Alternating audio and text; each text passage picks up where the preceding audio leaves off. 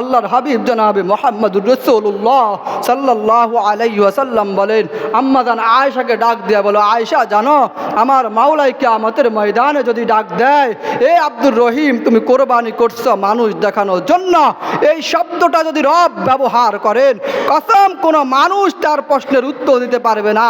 আল্লাহর সামনে সুয়াল জবাব করার ক্ষমতা দুনিয়ার কোনো মানুষের থাকবে না। যদি আল্লাহর সামনে সুয়াল জবাব করার ক্ষমতা না থাকে, তো আল্লাহর হাবিব বলে, ও আয়েশা জানো আল্লাহ যদি কেন বলে যে আব্দুর রহিম কোরবানি করছো, বউ গোশত খাবে, কেন করলা, এই কথা যদি বলে, তো আল্লাহর হাবিব বলে ওই উম্মতের জন্য, ওই বান্দার জন্য জাহান্নাম ওয়াজিব।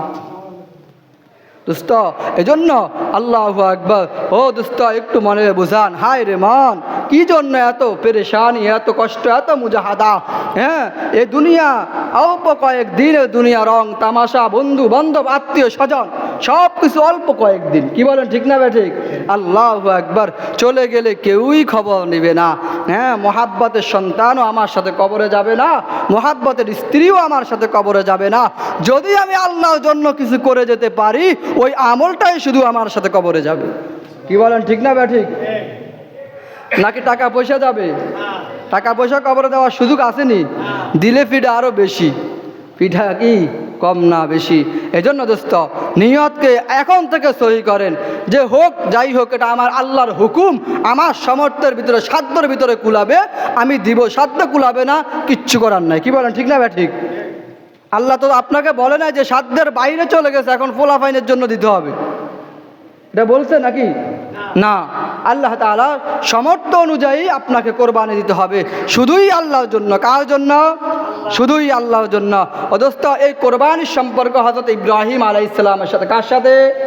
হযরত ইব্রাহিম আলাইহিস সালামের সাথে। আল্লাহ তাআলা সূরা সাফফাতের মধ্যে ঘোষণা করছেন, ফালাম্মা বালাগা মাহুস সাইয়া ক্বালা ইয়া বুনাইয়া ইন্নী আরা ফিল মানামি আন্নী আযবাহুকা ফানজুর মাযা তারা ক্বালা ইয়া আবাতি ফাআল মা তু'মার সাতাজিদুনি ইনশাআল্লাহু মিনাস সাবিরিন। আল্লাহ তাআলা হযরত ইব্রাহিম আলাইহিস সালাতু ওয়াস সালামকে যেই পরিমাণ পরীক্ষা করছেন, আমাদের নবী ব্যতীত অন্য কোনো নবীকে এই পরিমাণ পরীক্ষা করেন নাই। এজন্য আল্লাহ তাআলা ইব্রাহিম আলাইহিস সালাতু ওয়াস সালামের নাম দিয়েছেন খলিলুল্লাহ। কি দিয়েছেন ভাই? খলিলুল্লাহ, যিনি আল্লাহকে সবচেয়ে বেশি ভালোবাসতেন। হযরত ইব্রাহিম আলাইহিস সালাতু ওয়াস সালামের কোনো সন্তান নাই। কি নাই? সন্তান নাই। 80 বছর বয়স হয়ে গেছে। আমাদের দেশে 80 বছরে বহু মানুষ কবরেও চলে গেছে। কি বলেন, ঠিক না? হাড্ডির সাথে যখন চামড়া লেগে গেছে, ইব্রাহিম আলাইহিস সালাতু ওয়াস সালামের মনের ভিতরে একটা তামান্না জাগছে যে আমি আল্লাহর কাছে একটু দোয়া করি। আল্লাহর কাছে কি করি? দোয়া করি।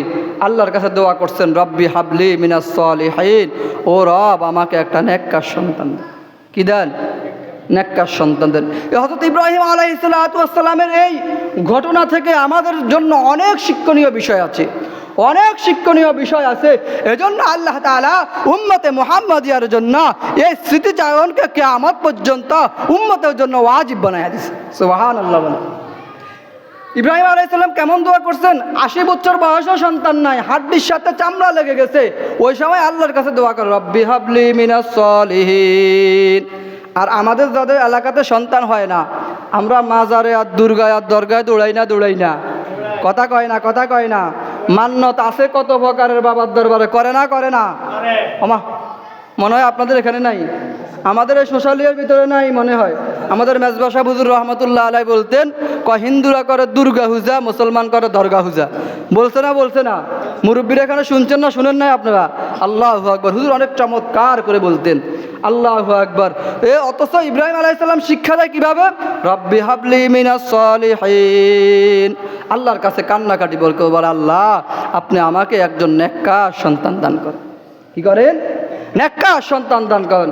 আল্লাহ তাআলা হযরত ইব্রাহিম আলাইহিস সালাতু ওয়াস সালামের দোয়া 80 বছর বয়সে কবুল করে বলেন, ফাবাশশারনাহু বিগুলামিন হালিম। সুবহানাল্লাহ বলবেন না? আল্লাহু আকবার। আল্লাহ তাআলা ইব্রাহিম আলাইহিস সালামকে সুসংবাদ দিয়া বলে, ও ইব্রাহিম তোমার একজন সহনশীল সন্তান আমি দান করব। সুবহানাল্লাহ।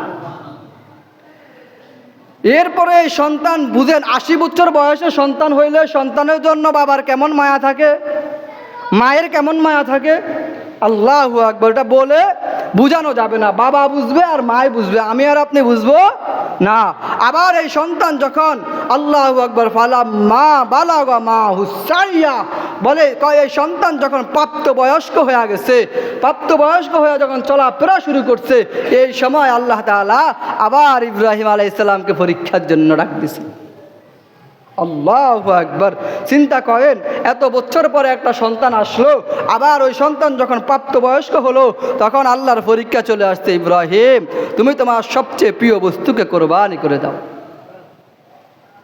এখন ইব্রাহিম আলাইহিস সালাম নবী না ভাই? নবীর স্বপ্ন কখনো মিথ্যা হয় না, নবীর স্বপ্ন ওহী। নবীর স্বপ্ন কি? ওহী। একদিন দেখছেন ইব্রাহিম আলাইহিস সালাম, 2 দিন 3 দিন ইব্রাহিম আলাইহিস সালাম এক দিন 100টা ওট করে কোরবানি করে দিয়েছেন না। তৃতীয় দিনে একই স্বপ্ন, ইব্রাহিম তুমি তোমার সবচেয়ে প্রিয় বস্তুকে কোরবানি করো। ইব্রাহিম আলাইহিস সালাম বুঝতে আর দেরি হয় নাই যে আল্লাহ তাআলা আমার ইসমাইলকে চাচ্ছে।